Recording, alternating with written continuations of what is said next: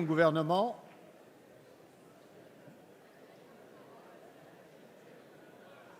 La parole est à Monsieur Guy Geoffroy. Merci, Monsieur le Président. S'il vous Monsieur plaît. le Premier ministre, nos forces de police et de gendarmerie n'en peuvent plus. Elles sont éreintées par les charges qui pèsent sur elles et par les événements si lourds qui les contraignent à une activité surdimensionnée.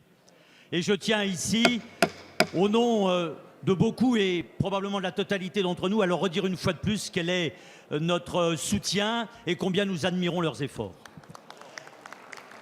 Monsieur le Premier ministre, à chaque fois que nous souhaitons vous parler de ce sujet, vous et votre ministre de l'Intérieur n'avez de cesse de nous renvoyer les mêmes arguments, les mêmes chiffres, comme si l'ère martiale S'il vous plaît, et on écoute l'orateur. la colère feinte suffisaient à tordre la vérité des chiffres. La vérité des chiffres, quelle est-elle?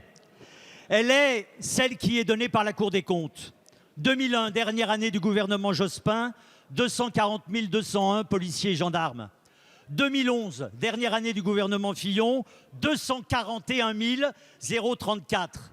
2014, troisième année du gouvernement sous la présidence Hollande, 238 245. C'est la réalité des chiffres. Et sur la période 2012-2015, alors que vous nous aviez promis 9 000 emplois créés sur la législature, plus 390. Si on ajoute à ces plus 390 les plus 2286 promis pour 2017, vous ne serez pas à l'issue de cette législature au tiers de ce sur quoi vous vous êtes engagé. Monsieur le Premier ministre, quand allez-vous passer aux actes et cesser de parler de chiffres qui ne veulent rien dire? Quand allez-vous, en particulier à propos de la loi sur la prolongation de l'état d'urgence, enfin donner satisfaction aux demandes légitimes de nos forces de police et de gendarmerie? Merci, Monsieur Geoffroy. La parole est à Monsieur le Premier ministre Manuel Valls. Monsieur le Président, Monsieur Guy Geoffroy, mais j'ai pas envie de polémiquer avec vous. Monsieur Pourquoi le Président essayer Jacob. de polémiquer, je vous connais bien, et avec ce ton, sur la question des forces de sécurité? Le ministre de l'Intérieur, dans le cadre du débat budgétaire, a déjà eu l'occasion d'y revenir, et tout simplement de rappeler un chiffre dans le débat que nous avons aujourd'hui. En 2017, soyons précis, la gendarmerie va bénéficier de 255 créations d'effectifs après 2443 créations en 2016.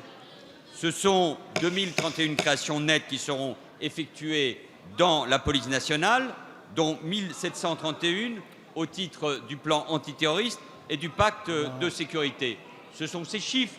Alors, vous découpez, vous rappelez, vous tordez les chiffres de la Cour des comptes. Très bien, mais il y a, comme le rappelait Bernard Cazeneuve hier, des chiffres implacables qui ont été rappelés.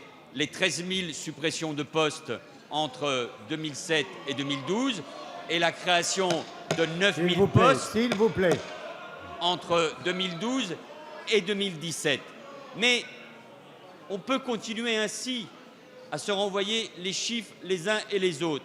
Ce que je sais, Monsieur Geoffroy, c'est comme vous l'avez fait, et vous avez bien raison, il faut rendre hommage d'abord aux forces de l'ordre, aux forces de sécurité, à nos gendarmes, à nos policiers et à nos policiers municipaux pour le travail qui est engagé, à la fois pour protéger les Français, lutter contre la délinquance et lutter contre le terrorisme.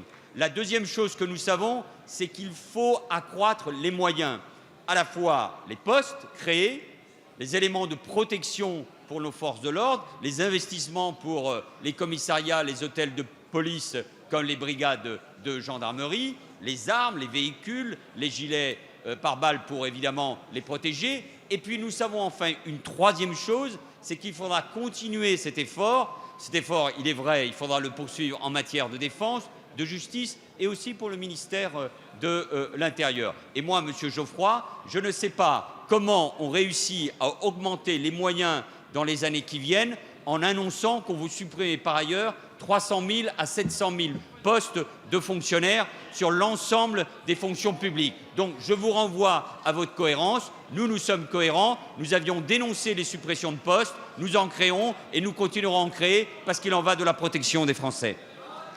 Merci, monsieur le Premier ministre.